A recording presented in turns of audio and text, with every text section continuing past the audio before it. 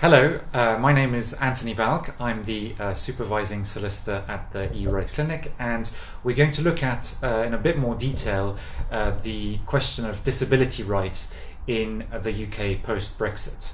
So at the moment there are a number of EU instruments that provide for rights of persons with disabilities. We of course have a general prohibition on discrimination contained in the EU treaties. Article 19 of the Treaty on the Functioning of the EU prohibits discrimination on a variety of grounds, including disability. We also have the right to non-discrimination that is enshrined in the Charter of Fundamental Rights, specifically Article 21, and Article 26 gives added protections for persons with disabilities. In addition, we have some specific legislation that has been adopted to protect persons with disabilities in the field of employment and occupation. There is Directive 2078 that provides for prohibition on discrimination on grounds of disability, amongst other matters in the field of employment. And then, of course, we have a series of regulations that provide for specific protections for persons with disabilities when they are using modes of travel such as air travel, rail travel, sea travel, and road travel.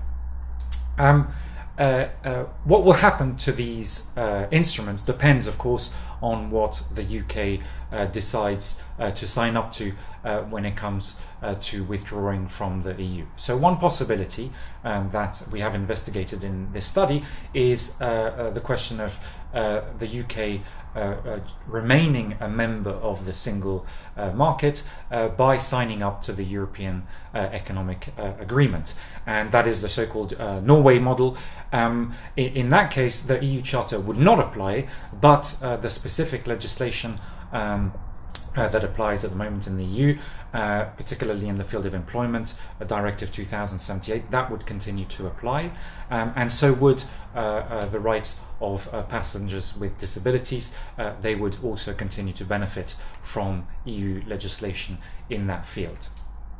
So not much change if the UK would decide to follow the Norway model. The other possibility is for the UK to negotiate a series of bilateral agreements, which is what Switzerland has done with the EU.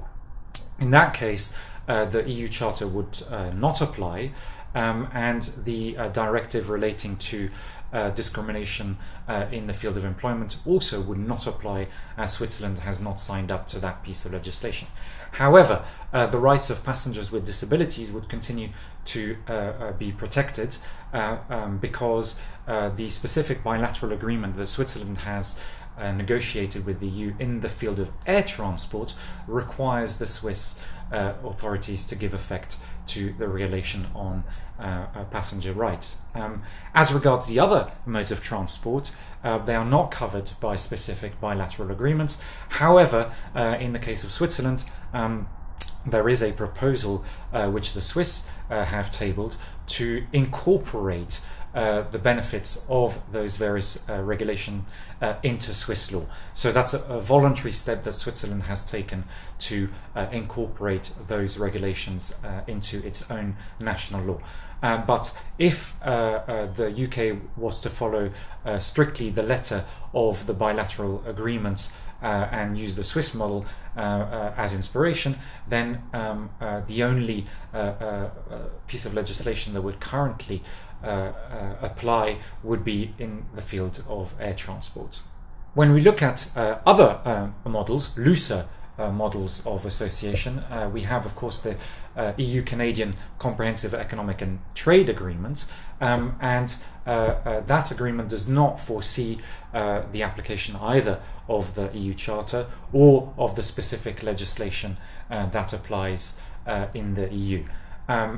So in the case that the UK were to sign up to a fair trade agreement modelled on the Canadian model, the EU legislation that gives specific protections to persons with disabilities would not apply.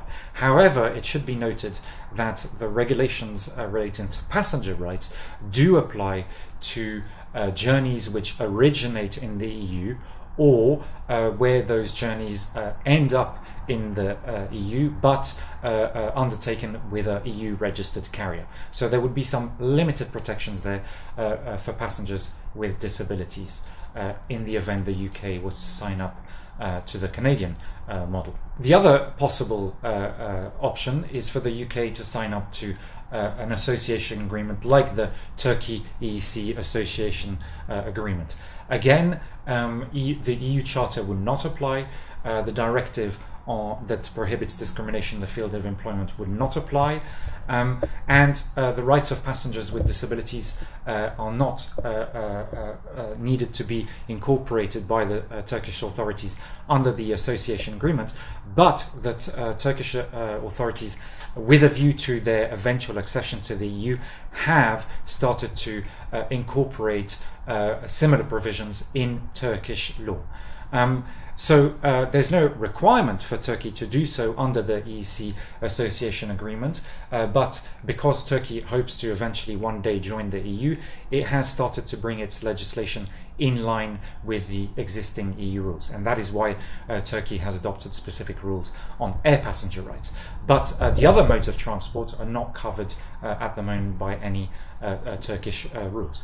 However, as in the case of Canada, the EU rules do apply to journeys which originate in the EU, or those which end up in the EU where the passenger has used a EU registered carrier.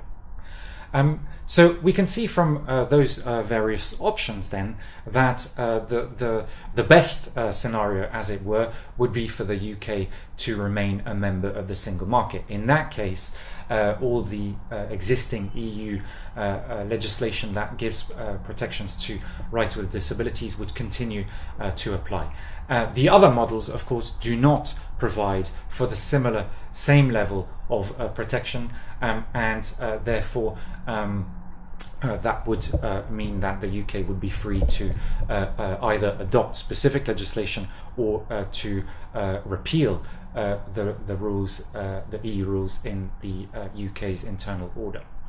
Now, what happens in the event there is no deal that is negotiated between the UK and the EU that would cover the relations post-Brexit? In that case, until the UK formally leaves the EU, which if the government triggers Article 50 of the Treaty on the European Union, would mean that the UK would leave the EU in 2 years' time, unless there was unanimous agreement to extend the period of negotiation. In the event there is no extension to these negotiations, if the UK decides to leave without a deal in 2 years' time, then in March 2019 the UK would withdraw from the EU, and EU law would cease to apply in the UK.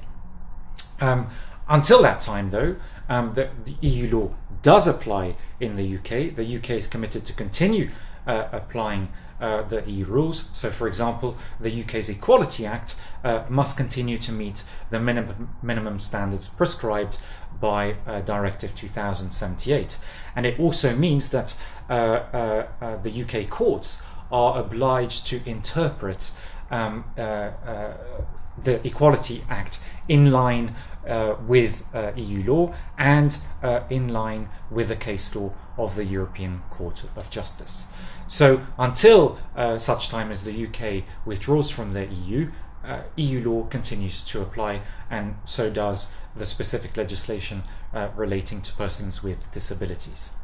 When the UK does eventually withdraw from the EU, which we can expect sometime in March 2019, unless there's unanimous agreement to extend the negotiating period, then if there's no deal, EU law will cease to apply. the UK government has tabled a so-called Great Repeal Bill, which would repeal the European Communities Act, which provides for the UK's membership of the EU, and for the fact that EU law applies to the UK, and the UK courts have to give effect to judgments of the European Court of Justice. Once that repeal bill becomes enacted, it would repeal the European Communities Act, and it would also convert EU law into domestic law.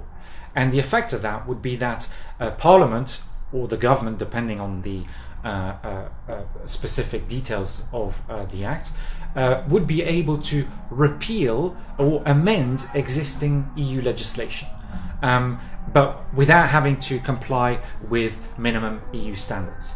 It would also mean that the UK courts are no longer required to interpret UK legislation, including the Equality Act, in line with EU law or with the case law of the Court of Justice. And it also means that UK courts will no longer have the ability to make references to the Court of Justice in Luxembourg, as they will no longer be considered courts of the member state. So that's a short summary of what we could anticipate would happen in the event there was no deal between the UK and the EU. Basically, in that event, the UK would be free to do whatever it wants with its Equality Act and other pieces of legislation relating to non-discrimination, and it would no longer be bound by EU law. So hopefully that's given you a short overview of what we can anticipate in the event the UK withdraws from the EU. Also, it should be pointed out that the UK has also ratified a number of other instruments that provide for certain protections for persons with disabilities. Of course, the European Convention of Human Rights is one of them, and so is the UN Convention on the rights of persons with disabilities. So those two instruments would continue to apply in the UK, but EU law would no longer apply. So hopefully this has given you some food for thought about what the possibilities are in the event the UK withdraws from the EU. Thank you very much for watching. Good luck.